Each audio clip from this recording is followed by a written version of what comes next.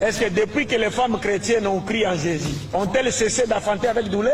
Jamais. Non. Donc l'embargo de Dieu continue? Non. Ça, ce n'est pas Dieu. C'est ça qui mène. Dieu a créé Adam, il n'avait ni père ni mère. Adam n'est pas resté dans les liquides amniotiques d'une femme comme Jésus. Adam n'est pas sorti d'entre les jambes d'une femme comme Jésus. Adam est sorti adulte portant la barbe. Il n'a pas goûté à la face. Ève est née, elle n'avait pas de mère. Mais Adam était considéré comme étant son père parce qu'elle a été tirée de son côté à l'exemple de la mère A et B. Et nous qui naissons selon la loi commune avec des pères et des mères, et Jésus qui est né sans père et avait une mère. Et cette naissance ne fait pas de lui un Dieu, sinon Adam serait plus Dieu que Jésus parce qu'il n'avait ni père ni mère. Et également Melchisédek.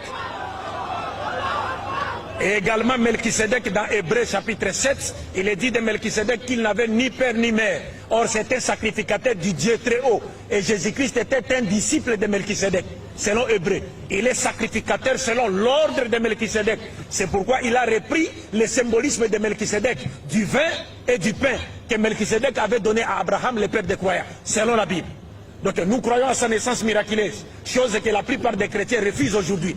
Parce qu'il y a des chrétiens qui disent non, non, non, non, non, Jésus devait avoir un père.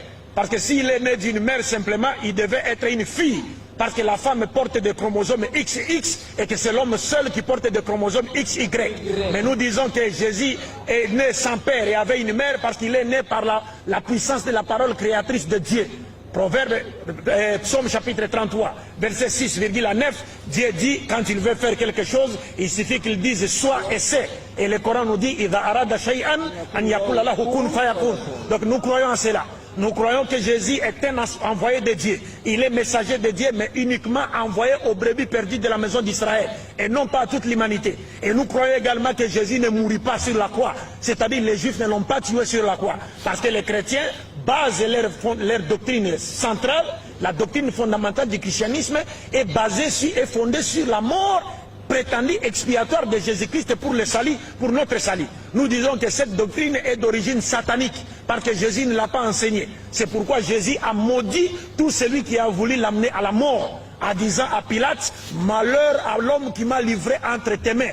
Il serait mieux qu'il ne soit pas né, car il a commis un plus grand péché. Comment voulez-vous qu'un acte que le Christ lui-même qualifie de plus grand péché puisse être salvateur pour l'humanité? Et dans Luc chapitre 22, 1 à 6, on nous dit Satan entra dans Judas. Il poussa Judas pour qu'il puisse trahir Jésus afin qu'il soit mis à mort. Qui pousse Judas à trahir Jésus? C'est Satan. Comment voulez-vous qu'un acte dont Satan est l'auteur puisse être salvateur pour l'humanité? Donc c'est une doctrine satanique.